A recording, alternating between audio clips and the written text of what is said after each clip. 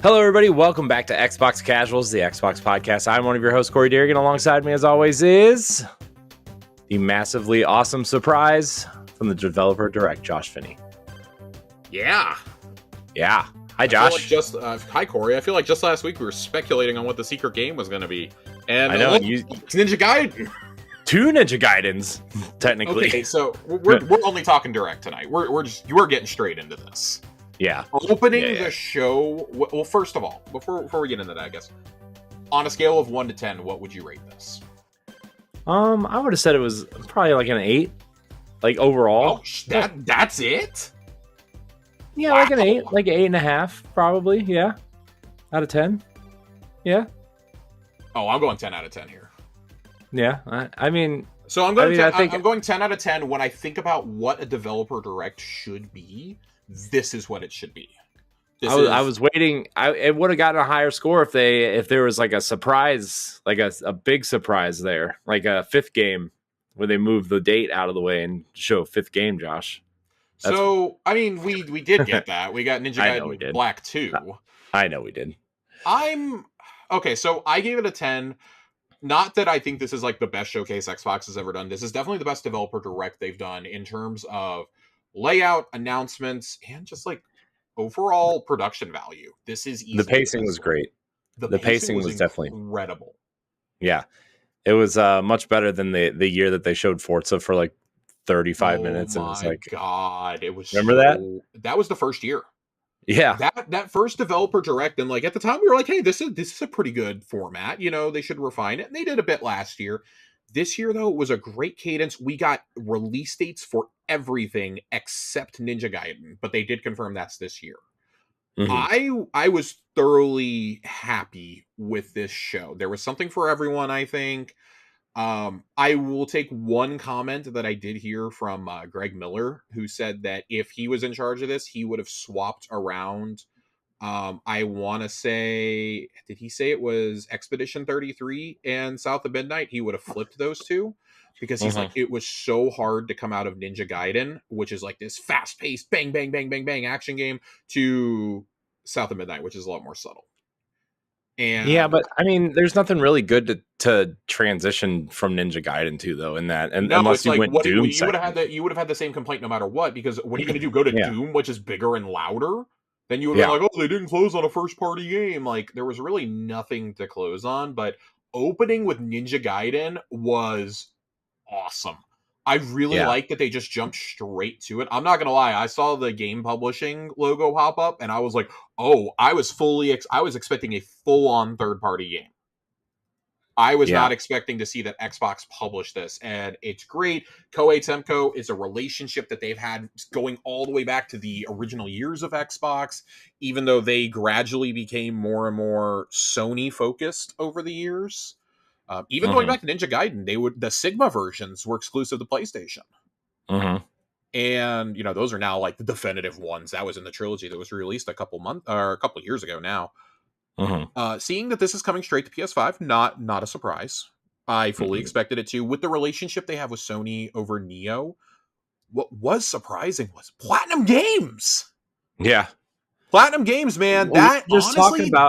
It's funny because on Pow Block we were just talking about like, what is Platinum Games working on now that everybody left? You know, like what is their thing? What are they doing? It turns out it's Ninja Gaiden 4. That's awesome. Turns out it's Ninja Gaiden 4, and I cannot tell you how happy I am that Hideki Kamiya is not there during this. I like him as a creative mind, but man, I'm really, really happy that it's just these guys. It's the Metal Gear Revengeance team.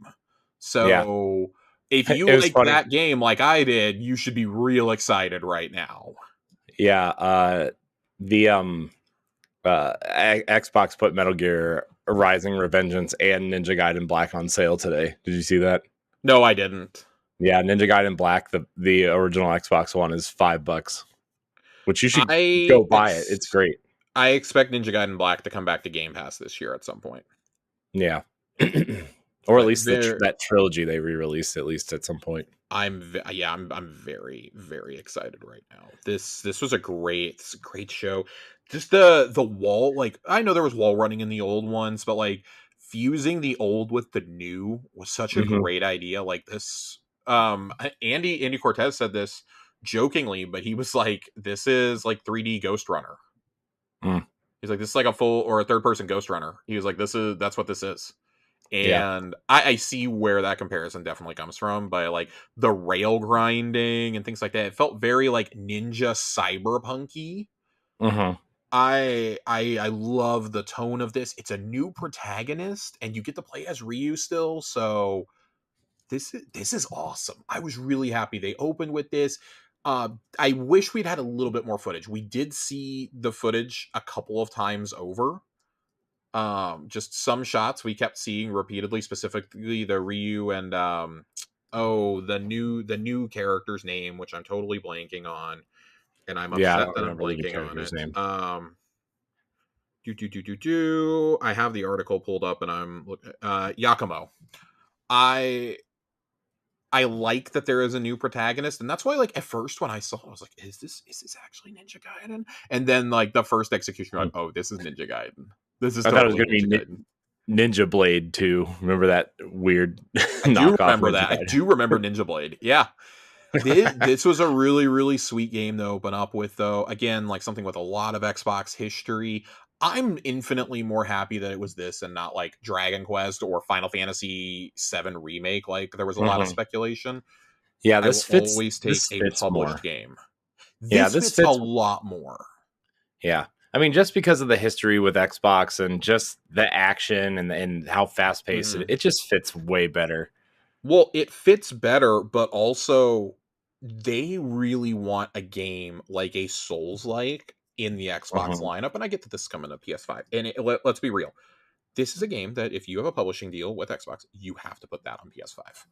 Hmm. Like the Oh yeah. audience from Neo is there, the Bloodborne audience, things like that. Like, yes, you have Elden Ring and Sekiro and Dark Souls and all that.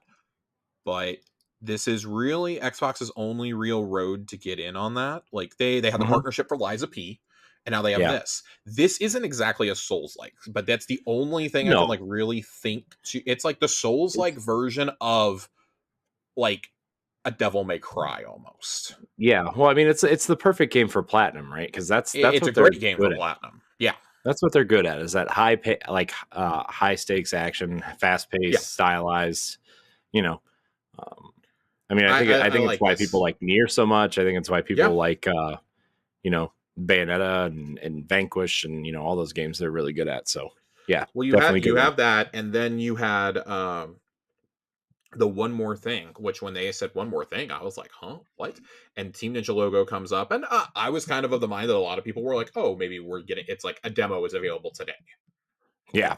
Hmm. Ninja Gaiden 2 Black. It's a good Amazing. one. It has been 21 years since Ninja Gaiden Black came out for the original Xbox. Yeah. So this is really cool to see again, remade in Unreal 5. I'm interested to see how this game plays with the better frame rates now and the better fidelity. Hmm. But yeah, that's awesome, and it came straight to Game Pass. It should be Ninja Gaiden 4 is coming straight to Game Pass also. Hmm. So Which that's is coming to Game Pass. nuts. Ninja Gaiden 2 Black is already available. I've already downloaded it. It is an 85 gig game. Jeez. Yeah, this thing is massive, but I'm very excited to play it. This was really cool. They love doing those shadow drops, and we got Hi-Fi Rush 2 years ago. Last year we didn't get one, and people were really disappointed. I'm fine with not getting one every year. I think it makes it less special when you get one every single Hmm. event. Yeah, because people are when people Yeah. expect it, it's not special. Well, like last year, everybody was all upset that we didn't get the Double Fine game, and just like, guys, why are you upset about this? I don't understand Yeah. why you're upset that you're not getting this. Right. So, People need to oh, relax, Josh. they gotta relax, man. Overall, very, very, very happy with what we saw. I think this is cool, and can't wait. Can't Yeah. wait to see this. So Ninja Gaiden 4, all we got was fall 2025. If I had to be a betting man, this is probably an August or September release. This is we're gonna wait and see when Grand Theft Auto is coming out, and then we'll tell you when it's coming out. It's I very don't funny. know. I sat down and I'm gonna save this for next week's actual Xbox casuals. but I sat down and mapped out, and we speculated last year this could be the best year ever for Xbox. It's on paper, it's looking like it is. Mm-hmm. Like, not even a joke. But then trying to figure out where the games that are announced for this year are supposed to go is a lot more challenging Mm-hmm. because you have the looming shadow of GTA 6. And the only thing that they have that can release and be foolproof protected from GTA is Call of Duty. Mm-hmm. I mean, So even I then, imagine like, Call of Duty does not get a release date until they know exactly when GTA is launching, and then boom, we can drop that within like a week or two of it. yeah, We can just do it. It won't matter. So that'll be interesting. game number 2, South of Midnight. This The game looks game continues to great. look so unique. It looks awesome. It looks I awesome. Comes out I really April love. 8th.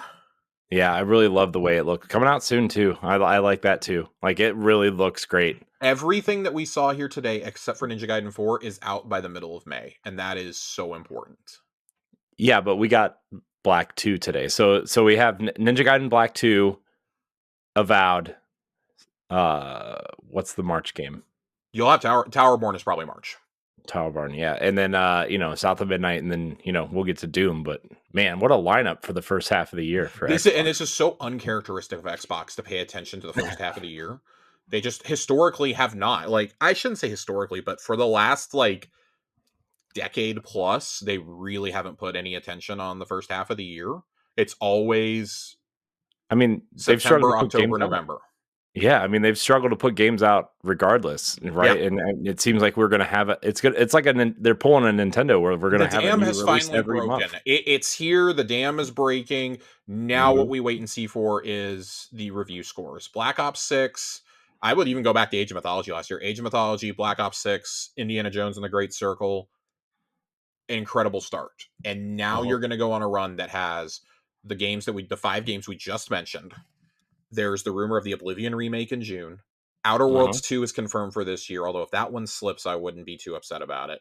Fable is confirmed for this year, and I would bet, like, I don't know, $10. I don't have much money. I would bet like $10 that Fable is the direct game this year after the presentation. Just because it hasn't Yeah. had any stage time yet. Here's a big blowout. It's available in 4 months. Yeah. Pull a Starfield with it. But God, please be better than Starfield. And then you have whatever Call of Duty is this fall. That's a hell of a lineup, and that's not counting the Gears rumor that's been going around for the last week. Yeah. That E-Day is targeting Christmas.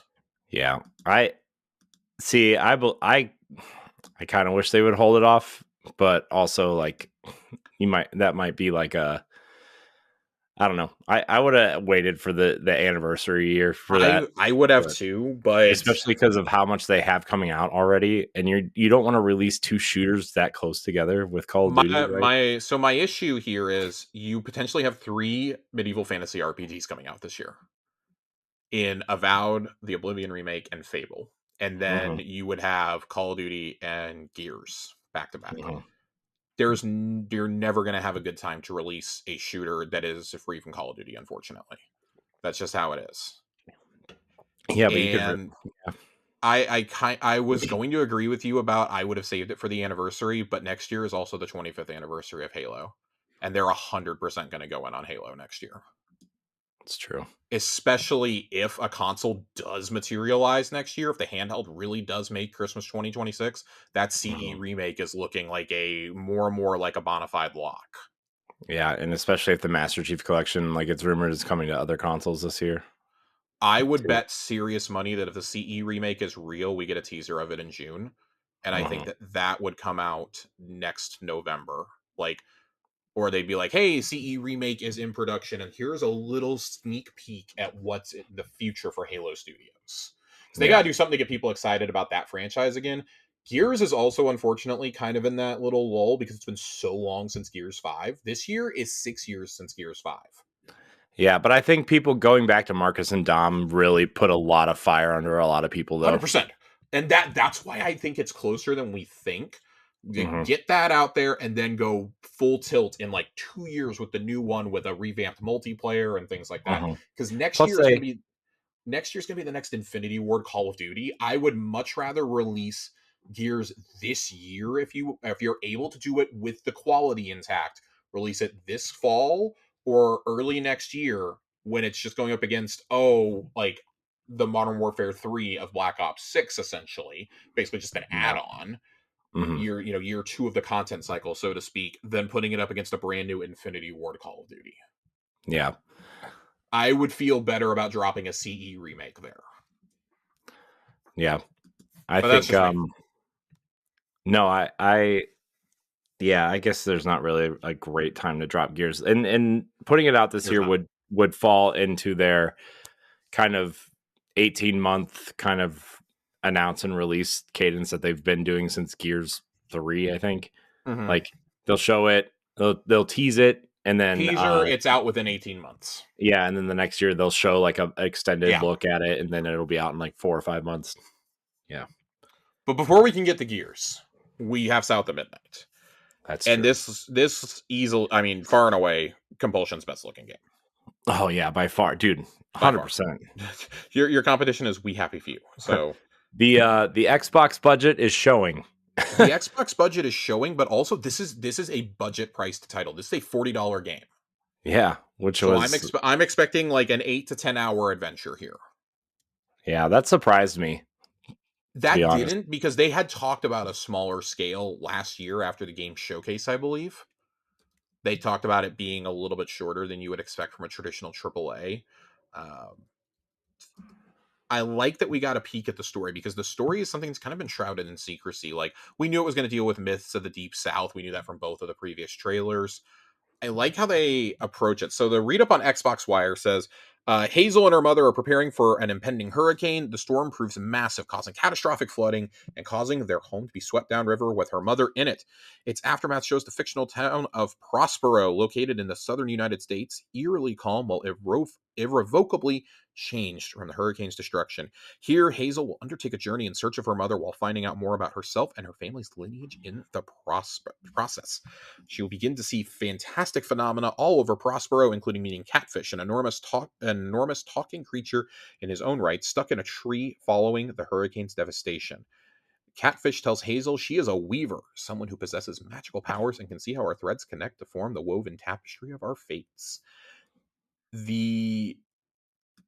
Some of the spells that they have, and it's kind of like ones that you would expect from a game, like just kind of not generic, but like push, pull, weave are some of the ones that they were talking about. Mm-hmm. And every monster has a story, which I really, really, really liked. We saw last year in the reveal, Two-Toed Tom, the giant albino alligator. Mm-hmm. Right. And that was where I think we all fell in love with this game. Like, we got the teaser the year before at the end of the showcase in 2023. I'm like, oh, well, this is interesting, but we want to see actual gameplay. And then you got this and you're like, oh shit, this looks dope. Using the powers to fly. God, man, I can't wait. I can't wait. Canadians making a game about the Deep South. I'm here for it.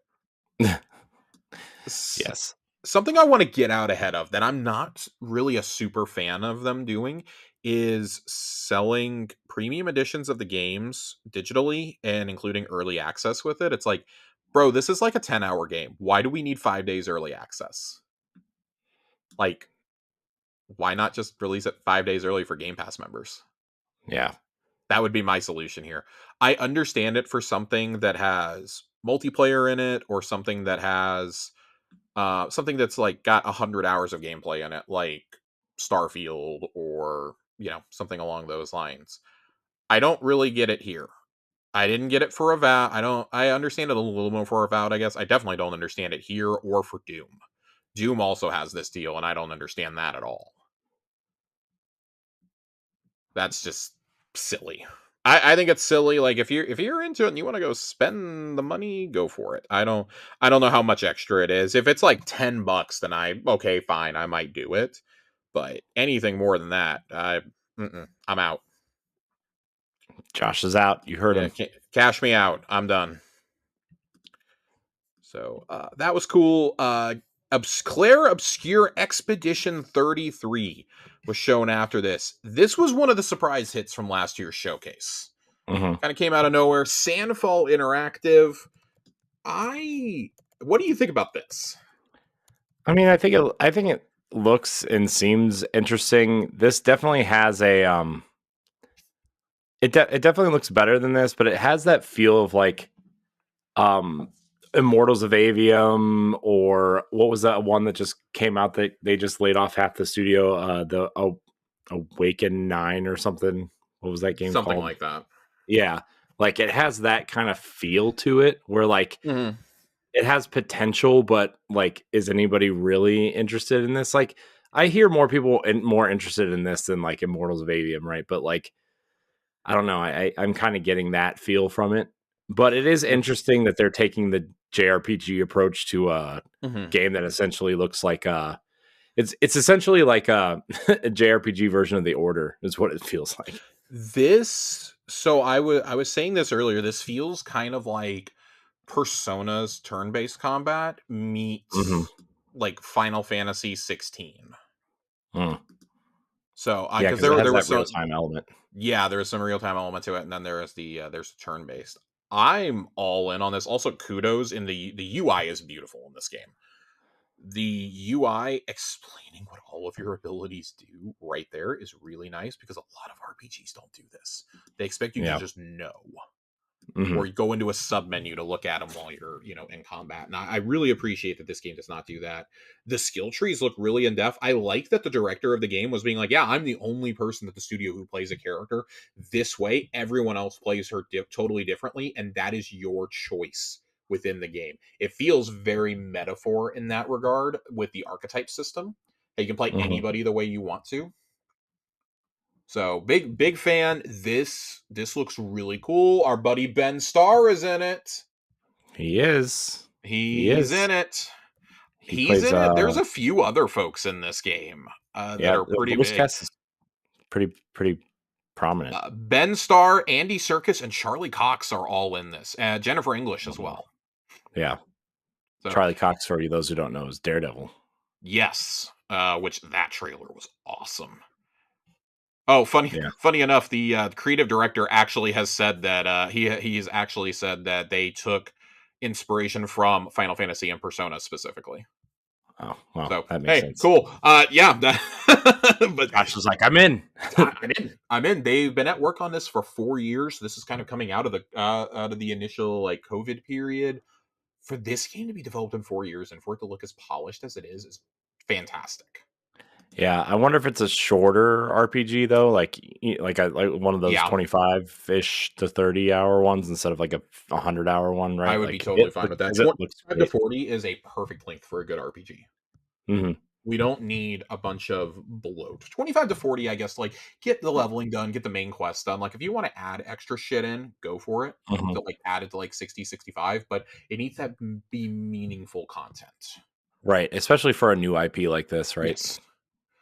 So, But for those of you who don't know, Sandfall, this is their first game ever. It's being published by Kepler, who Kepler has very quietly become a very good publisher in a short amount of time. mhm. Their first game was back in 2022. This is the list of games they have published in 3 years: Sifu, Scorn, Tikia, Altos, Pacific Drive, Cat Quest 3, Flintlock Siege of Dawn, and now Expedition 33. That's a pretty good list. Mhm. Let's not mince words here. Flintlock obviously like kind of depends on how you overall felt about it. It got kind of mixed reviews, but just about everything else went over real well with folks. Yeah, Tachia is a a favorite over, on our side. Tachia, It's I keep calling it yeah, Tikia. Tachia. it's okay. Um, yeah, it's they've been doing some interesting games. I mean they seem to pick pretty well. Flintlock was I wouldn't say it's a miss, but it was definitely you know a choice, I guess. But like you said, it depends on how you feel about it. For sure. You either liked it or you didn't. There was not really like an in between. It was fine. Yeah, I think it's been fine. Sifu, people love Sifu. Scorn was really okay. But it's an interesting game to like have under this label. Cat Quest 3 heard great things. If you're really into those games, Pacific Drive was one of those that people really seem to latch onto if you just played it. Hmm. So yeah, God man, Kepler, maybe being they're an indie publisher, but the games they're publishing aren't like traditional indies. They're a little bit bigger than that. So it's more like the return of the AA space. That's what I was going to say. It really feels like a new AA publisher that hasn't been swallowed by Embracer Group. So very, very, very interested to see how this one turns out. Of course, day one with Game Pass, they made sure to keep drilling that home. Very excited about that. And our final game. Hopefully that Game Pass bag keeps the studio open. Oh, yeah, God, I hope so, dude. This seems like a game that like Kepler is really pushing to. I've seen just increasing amounts of like previews for this game and just discussion about this game steadily since last June's showcase. So I'm very excited. I'm very happy that, hey, we got a game revealed and it's coming out within like 8-9 months of being revealed. Cool. And it coming straight to Game Pass, and it's coming out a few weeks out there after South of Midnight and a few weeks before Doom. It's going to be right in there around the Switch 2 launch, but I'll be pulling up for this. I'm absolutely pulling up for this. It may get pushed to the backlog just a little bit because of Switch 2 stuff and Doom, but I'm absolutely pulling up. I can't wait for this. I've been looking forward to it since last summer. I raved about it on our E3 review show. Yeah. But Corey, the big daddy of them all. Yeah, it still looks great. Probably the best showcase we got today. Yeah, it was no really surprise. id Software is back. Doom: The Dark Ages. It is a prequel to Doom 2016 and Doom Eternal. This looks incredible.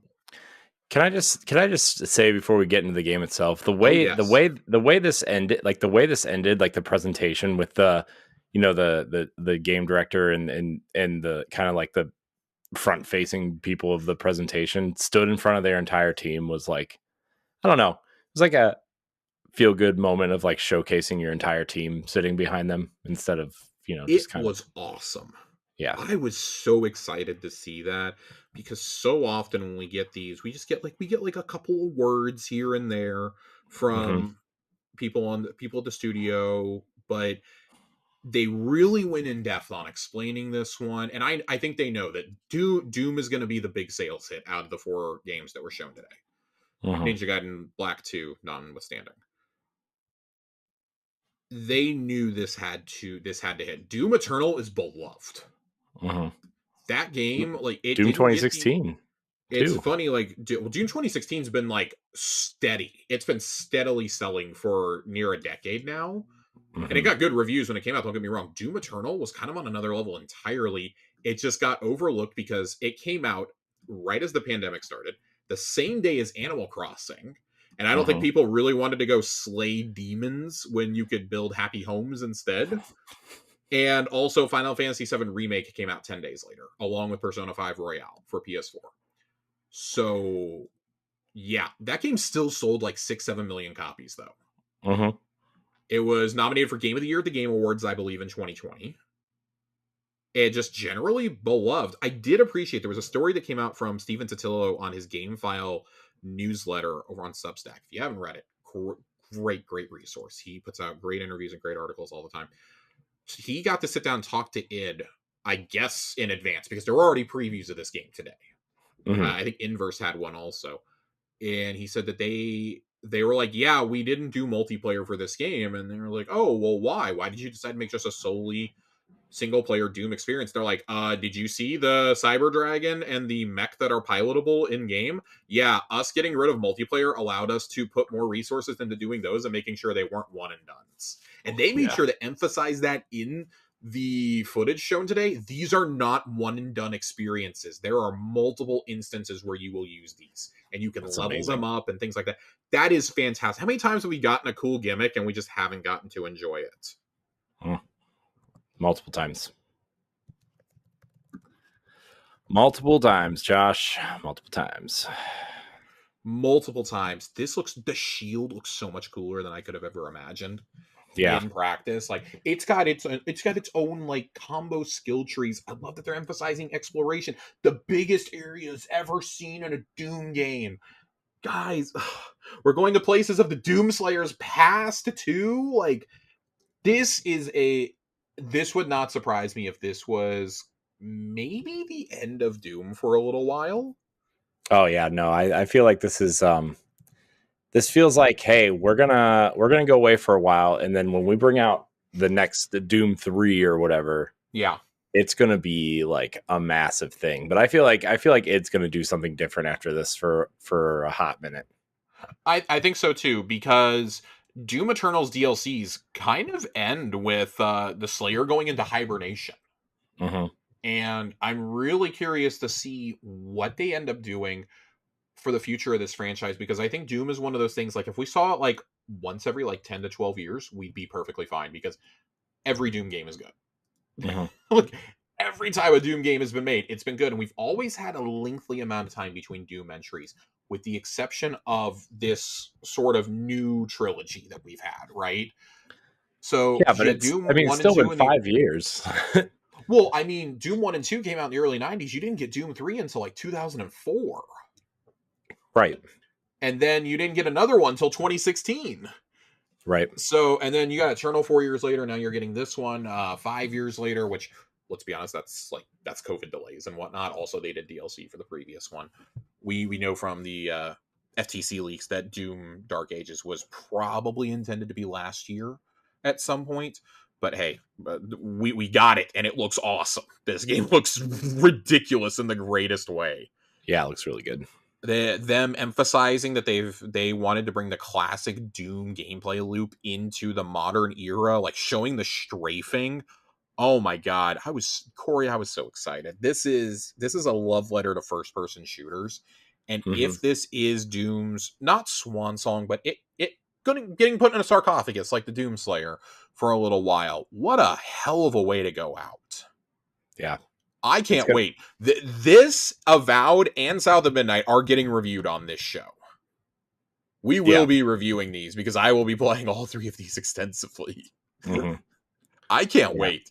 This looks just great. And I know I sound like I'm just like gushing like I'm 10 years old again, but the last time I was this excited for a Doom game was Doom 3, and I was like 12 years old. Yeah. Wow. So yeah, Doom's another one of those like classic franchises that has Xbox roots. Doom 3 was an Xbox exclusive. Mm-hmm. It was one of those kind of like Morrowind, like, oh, it's only PC and Xbox. And so it kind of makes sense, like Doom's home. Yeah. As far as I'm concerned. And we all knew this was coming to PS5. Like, we knew that the second that they announced the Bethesda purchase, oh, the next Doom game, they probably just won't make it a sequel to Eternal. Like, no, that doesn't matter. The franchise still existed elsewhere, and you lose nothing by this game coming to PS5. I want to be super clear to anybody who's bent up about exclusives. You are losing fucking nothing by this and Ninja Gaiden being available elsewhere. Right.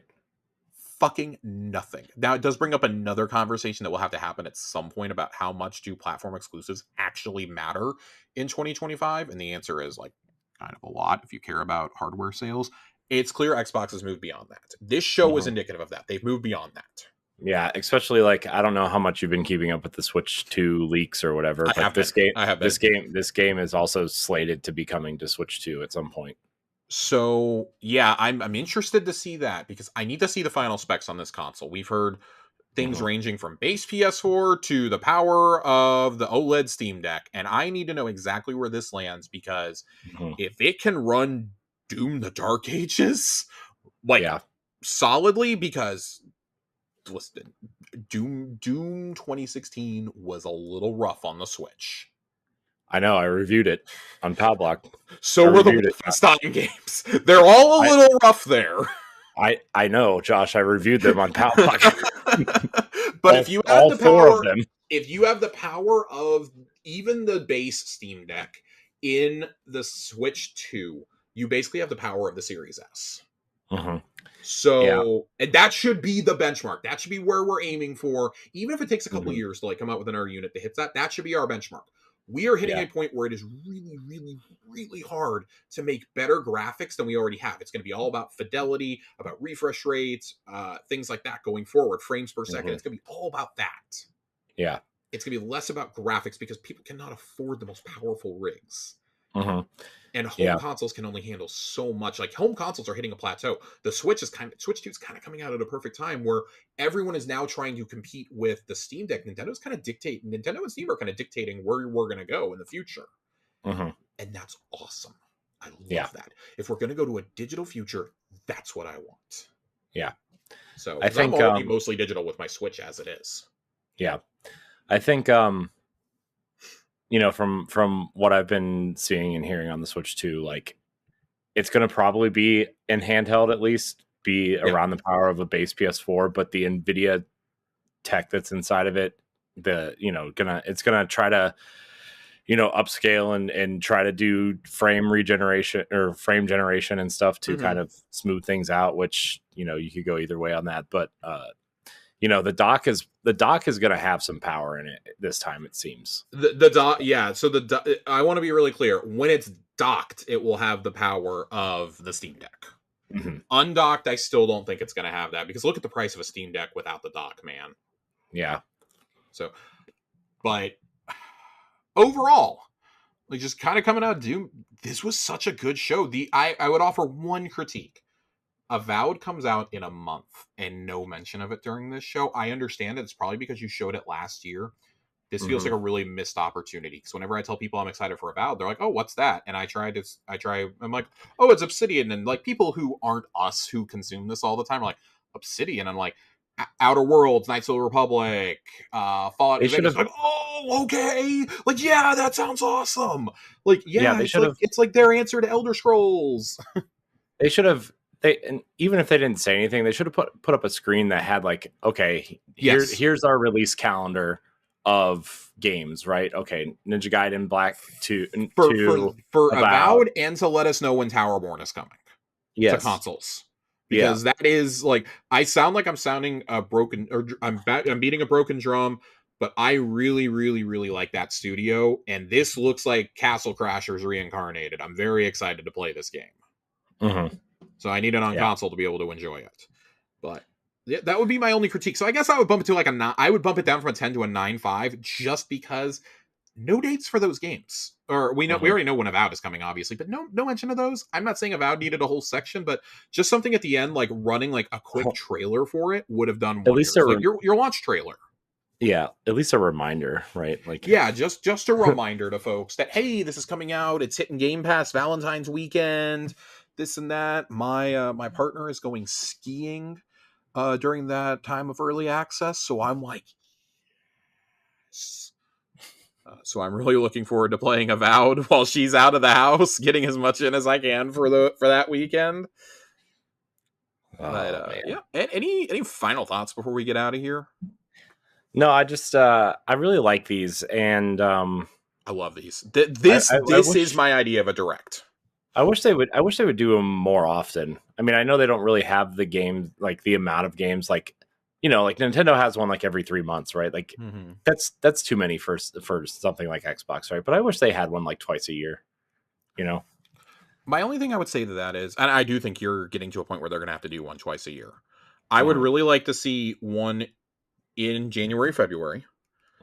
Do your summer showcase at the beginning of June, and then do another one maybe in place of your Gamescom showcase.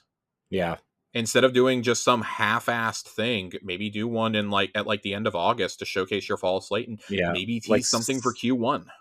Like somewhere in between Gamescom and Tokyo Game Show to appease both of those audiences, right? Like maybe show 2 Japanese games and 2 first-party games or something. The thing I will say that I like over the Nintendo Directs and over the State of Plays especially that they do here is it feels a lot less corporate. You're actually letting the developers talk. Like with Nintendo, it's always the same voice narrating it, and like, oh, here's the most bare bones thing we can possibly talk about in regards to the mechanics for the game, unless you get a game specific direct, which are way better. Yeah, I can't wait for the Master Chief Collection to be announced in a Nintendo Direct and have the announcer guy. The goofy ass voice. I need them to just bring in Steve Downs to announce it. Honestly, you know how much gold you would make. I do feel like Microsoft would step in and be like, "Hey," because I've grown convinced that Microsoft's going to have a small part to play in that games lineup reveal. I think they're going to get like 3 minutes to just talk. Yeah, but. Well, we'll save that speculation. I mean, we'll see. I mean, we I want can. to say that for next week. We're still getting some details, and some more stuff should be coming out. There's a rumor going around that we're going to get some more Xbox news tomorrow.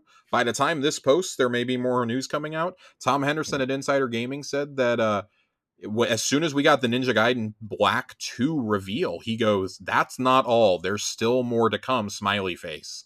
And then when it didn't happen during the direct, he was like, "Wait, what the fuck?" He said that Jeez. he has heard that there was supposed to be a Final Fantasy announcement and a Gears announcement of some kind Mm. this week. The Final Fantasy one, I'm pretty convinced is being saved for April. I think that's going to be one of those, hey, Final Fantasy VII Remake is coming to the Switch 2 at launch, and oh, by the way, in a press release, it's coming to Xbox Game Pass Yeah, also. Xbox. It comes to Xbox, like the Xbox Wire post goes up the same time. Yeah. A friend of mine did speculate with me that he feels that when 16 is announced for Xbox, because that's the other one that's been talked about a lot, when 16 is announced, that it'll be like just a quick trailer during the Microsoft conference this summer. It'd be like, oh, the award-winning Final Fantasy 16 is now available on Xbox, the complete edition, blah, blah, blah, blah, blah. So I do wonder if that's going to happen. I think there's also probably some still exclusivity with that because the DLC just finished coming out last year. There may still be a moratorium on that getting announced. The Gears thing, I personally think I think the Gears collection is actually happening. That's just something you can put out and dump on Game Pass. We just did it with Ninja Gaiden 2. You can do it with the Gears collection. My theory with that though, like the Gears collection, it's not because they want to get a remastered version out. It's because if they're moving away from consoles, your 360 catalog's going away. So like you need to get at least your first party games off of the 360 and onto modern hardware. Yeah, but those games are already available via Game Pass. Not on PC. Not on PC, no. And that's the thing, is this would be for PC. The move is also speculated that it would mean that the original Gears trilogy goes to PlayStation and Switch 2, which I'm personally not subscribing to that theory just yet. I know people have said, oh, what's happening? These people also said Forza Horizon 5 was coming to PlayStation last August, and it didn't happen. So until I see concrete evidence that a Gears, Forza, Halo, or Fable game is going, those four pillars are staying on Xbox. Yeah. As far as I'm concerned, I think they're staying there for at least this generation. Like Master Chief Collection or a Marcus Phoenix Collection going, okay, who cares? That will actually help revitalize interest in those franchises. Yeah. But I still don't think it's happening just yet. That's going to be a huge deal when they announce it. It'll be in the lead up to like Xbox 25 next year. So I would expect an announcement maybe in the summer on that stuff. The other thing is the Oblivion announcement was kind of thought to be coming, but apparently is being targeted to happen probably on the anniversary of it in March. The rumor is it's coming out this summer. If the details on that are to be believed, I don't know if it's making a summer release. I could see them coming out though.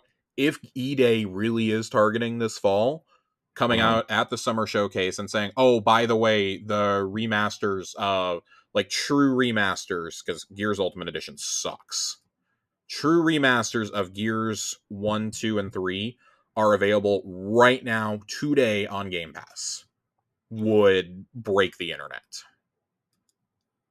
So we'll see. It's only a couple short months to the summer showcase. Yeah.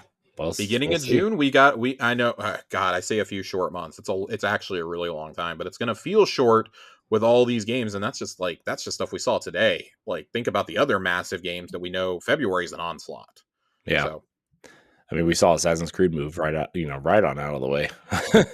There is something to be said about the Nintendo Direct model. I guess just like my last thing on this before we wrap up. I like the Nintendo Direct model because they show everything that's coming, not just first party stuff. It's first and third party, so it gives a lot of smaller games and like family games time to shine where they otherwise might be lost at Sony or Microsoft shows. But this kicks the shit out of State of Plays. I'm sorry. Yeah, I've never been impressed with the State of Play, to be honest with you. I think they have done one or two that were really good, but the ones that are really good have been labeled PlayStation Presents.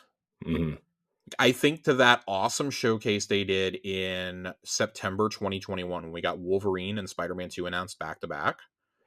I think of that show a lot. And Sony just hasn't matched that energy since. The one show that should have matched that was last year when they revealed Marathon in the final, or I guess, God, a year and a half ago now, summer 23, you got Marathon and the final shape announced back to back, but Mm-hmm. like everything else that was in that show outside of Helldivers, it's just like kind of come and gone or been Yeah. canceled. Yeah. Yeah. Or been canceled. So, but I will say, like, Sony occasionally does surprise me with the state of play. Like, we got a solid one last year where we got the stuff about Death Stranding, about Kojima like doing weird film shit with Sony. Mm-hmm. Okay, and then you got the one with Astrobot. The one with Astrobot was pretty good. Like, aside from the 10 minutes of Concord that we got, the Astrobot was pretty good. So Mm-hmm. I don't know. Sony, I feel, gets the guns pulled out on the third party stuff, but when it comes to showing their own stuff, it's just kind of like, are we sure? Like, you usually have like one or two super killer announcements, and everything else, it's like, oh, this is like a major third party game, like Final Fantasy or Resident Evil 8 or something like that. Mm-hmm. So interested to see what we get. There's rumors of a state of play in February. How does Sony respond to this? And then, God, we're all just looking at the beginning of April 2nd for that Nintendo Direct. Yeah. Yeah. It is April. It is April 2nd, right? It's April 2nd. Yeah. Okay, I couldn't remember if it was April 2nd because there's rumors of a regular Direct for In February. Yeah. About the first half of Switch, like the first half of the year for Switch 1 games. Mm-hmm. Are we finally going to see the Wind Waker Twilight Nope. Princess double pack? It's not going to be a double pack. I don't know why people keep saying it's going to be a double pack. They're going to. I'm six. joking. I knew this was going to set you off. That's why I know you are. Like when I see people, I'm like, you really think they're going to pack 2 Zelda games together? No, they don't want $100. They don't want 50, but they want 100. The only double pack you're going to see, Josh, is the Metroid Prime 2 and 3 collection. Yeah, because I'm sorry, like, as much as we love Metroid here on this show, Metroid is not a seller. No. Metroid Dread is maybe the best Metroid game ever, and it is the highest selling game at 4.5 million. Yeah. So I'm not holding my breath here, guys. Yeah, it's sold more than every other 2D Metroid game combined, which is 4.5 million. Ludicrous, the way that Metroid Prime or Super Metroid is talked about, for example. Yeah. So, all right. Well, that going to do it for us tonight, Corey? I think so. Unless you have anything else you want to talk about. I do not have anything else. I want to go more in depth on some of these topics next week. Yeah, we got a show. Next week. Woof. There's gonna be a hell of an Xbox Tower casuals tonight. Oh, geez, yeah. It's a beefy one. So, Josh. Oh God. On that note, Josh, thanks for hanging out tonight, and everybody out there, thanks for listening to Xbox Casuals. We'll see you with our next regularly scheduled program next week. Goodbye, everybody.